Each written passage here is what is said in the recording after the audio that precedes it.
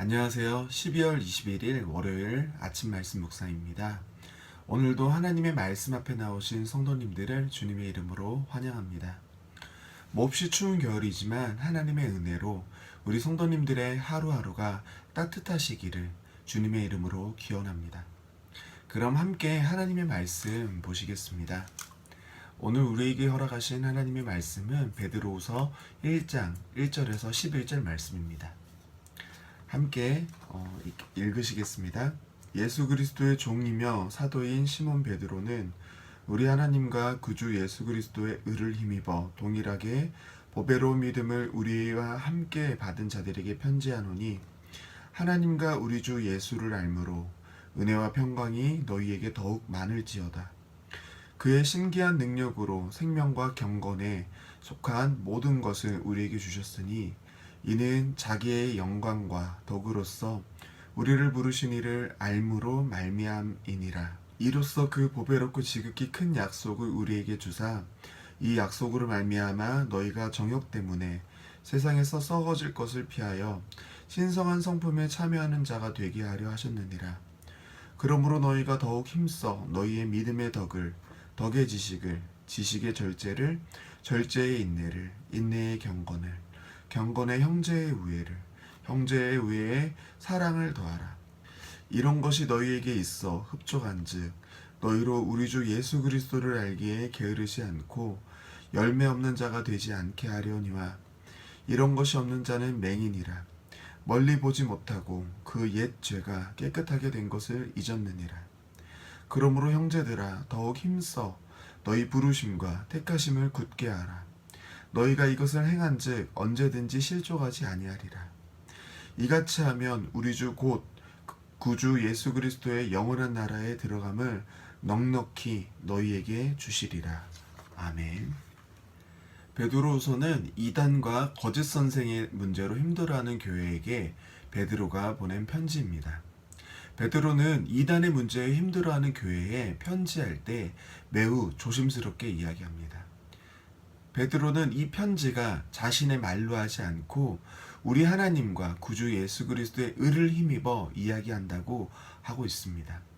예수님의 권위까지 이야기할 정도로 이 문제가 아주 중요하다는 것입니다. 이 중요한 이단의 문제를 할 때에 베드로가 가장 먼저 이야기한 것은 우리가 누구인지에 대해 이야기하고 있습니다. 우리가 누구인지 정체성을 바로잡는 것이 중요하다는 말입니다. 우리는 누구입니까? 오늘 본문에서 베드로는 우리를 보배로운 믿음을 받은 자라고 이야기하고 있습니다. 보배로운 믿음은 뭡니까? 보배에서 알 수 있듯이 아주 가치 있는, 아주 귀한 믿음이라는 것입니다. 그걸 3절에서 보면 생명과 경건에 속한 모든 것이라고도 이해를 할 수 있습니다. 그리고 우리가 이렇게 귀하고 가치 있는 믿음을 생명과 경건에 속한 모든 것을 받을 수 있는 것은 자기의 영광과 덕으로서 우리를 부르신 이를 알므로 가능하다고 합니다. 즉 예수 그리스도를 알므로 그 보배로운 믿음을 우리가 얻었다는 것입니다. 그렇다면 우리의 정체성은 예수 그리스도를 아는 자라고 베드로는 이야기하는 것입니다.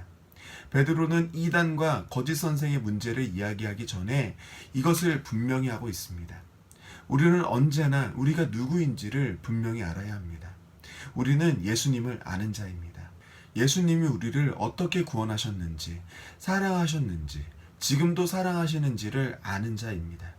그걸 우리 안에 분명히 하면 예수님을 아는 자에게 주시는 보배롭고 지극히 큰 약속도 함께 따라오게 됩니다. 구원에 대한, 천국에 대한, 완전한 회복과 안식에 대한 약속입니다. 우리의 정체성은 저 천국 본향을 바라보는 나그네라는 겁니다. 그래서 어떻게 됩니까? 정욕 때문에 세상에 썩어질 것들을 피하게 되는 것입니다. 하나님을 모르는 자들은 다들 세상에 썩어질 것들이 가장 중요하다고 붙잡게 되는데 우리는 썩어질 것들을 붙잡는 게 아니라 영원한 나라, 그곳에서 하나님과 함께 누리는 그 안식을 붙잡는다는 것입니다. 하나님과 영원히 천국에서 평화를 누리는 게 우리의 목적이 되니 우리는 어떻게 살게 됩니까? 예수 그리스도를 닮아 살게 되는 것입니다. 예수 그리스도를 닮아 사는 것이 우리의 목표가 되고 하나님의 목적이 되는 것입니다. 신성한 성품에 참여하는 자가 된다는 것입니다. 예수 그리스도를 알고 우리가 예수님으로 인해 구원받았음을 아는 자는 계속해서 믿음의 덕, 덕의 지식, 지식의 절제, 절제의 인내, 인내의 경건, 경건의 형제의 우애, 형제의 우애에 사랑을 더하여 가는 열매를 맺어가는 것입니다. 그러기 위해서는 10절에서 말씀하시는 것처럼 우리는 예수님이 우리를 어디서부터 부르시고 어디로 부르시는지, 어떻게 택하셨는지를 굳게 해야 합니다. 우리의 정체성을 바로 해야 하는 것입니다. 우리의 정체성만 예수님께 바로 고정해 놓으면은 이단과 거짓 선생들의 유혹과 공격에도 흔들리지 않고 우리는 바로 신앙의 생활을, 믿음의 생활을 갈 수 있는 것입니다. 우리 문화촌 제일교회 성도님들께서도 날마다 예수님을 바로 알고 나의 부르심과 택하심을 바로 알고 우리에게 허락하신 믿음과 약속하신 구원을 바로 알아서 언제나 담대히 믿음의 삶을 살아내시는 믿음의 사람으로 나아가시는 우리 성도님들이 되시기를 기원하며 말씀을 마치겠습니다. 함께 기도하시겠습니다. 사랑의 주님, 감사합니다. 주님, 저희들은 세상에서 살다 보면 우리가 누구인지 우리의 정체성을 까먹을 때가 너무 많습니다.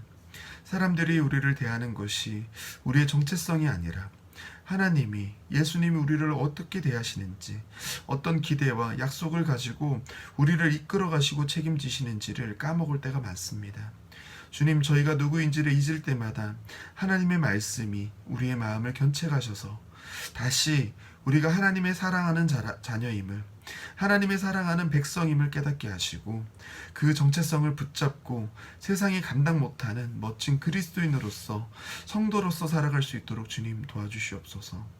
주님, 지금 코로나로 인해 많은 사람들이 고통에 신음하고 있습니다. 주님의 위로가 필요한 때입니다. 주님, 눈물을 흘리는 우리의 이웃들, 애통하는 이웃들, 도움이 필요한 이웃들에게 하나님의 선하신 손길을 허락하여 주셔서 그들에게 위로와 그들에게 하나님의 도움을 경험되어질 수 있도록 주님 허락하여 주시옵소서.